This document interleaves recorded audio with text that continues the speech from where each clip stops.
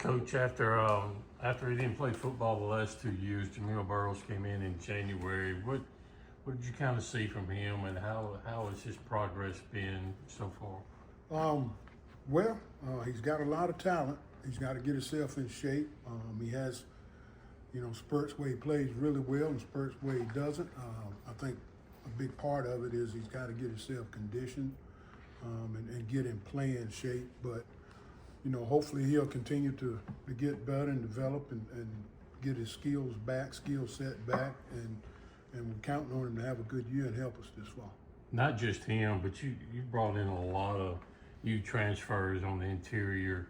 How different is that landscape from a depth standpoint compared to last year? Well, it's no comparison from a depth standpoint. I mean, we got numbers inside, and guys are competing for playing time, and I think it makes a good room. I mean, guys understand every day I got to perform, I got to do my job, and so from a depth standpoint, it really helped those guys, and hopefully we can keep them healthy and continue to develop that depth.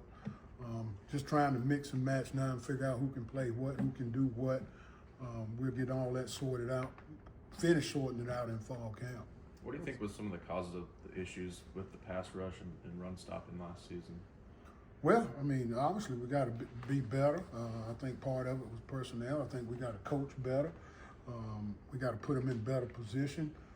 There's a number of factors that can go in there. You just can't point to one factor. I mean, we just got to be better. That's the bottom line. And we helped ourselves in terms of personnel. This off season, we looked at everything we're doing and trying to figure out what's best, what is it we can do, what is it we can't do. Plug guys in, figure out what they can do, what they can't do, and just put guys in better position. What's the transition been like bringing Coach Dancy in, kind of working alongside you these days? Well, it's been great. The game now, I think, in terms of ends and tackles, is so different. What the ends have to do and what the inside guys have to do. So it has helped us tremendously having a guy that just focus on the end and the jacks, and so and I can just kind of zero in on those inside guys. So he's helped us, brought some ideas, some drills, and I think it's been really. I think the guys benefit more than anything.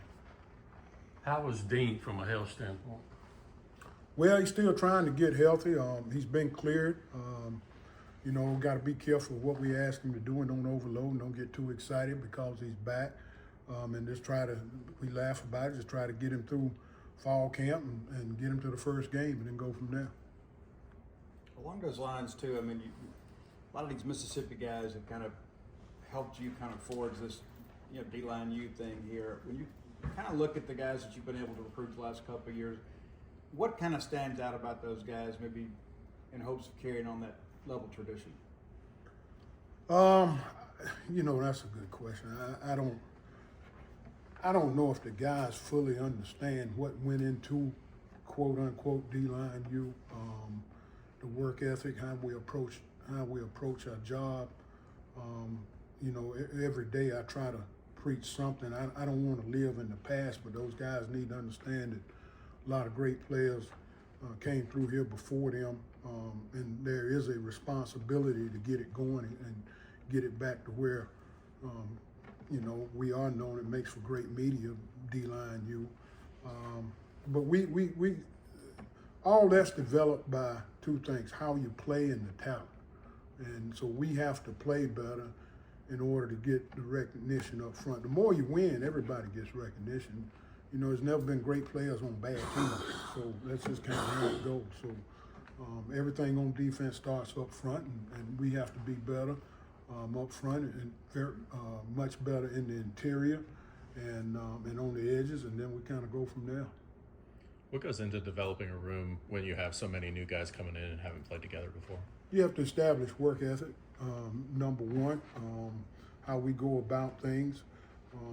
Hopefully you get guys that are motivated and want to do well, want to perform well. This day of NIL has changed the game. So, guys in the past were trying to get to the league. Now guys getting money, and, we got to joke around. Hey, check your ego and your checks at the door. You got to come in and work every day and grind. There is no shortcuts. There are no easy way.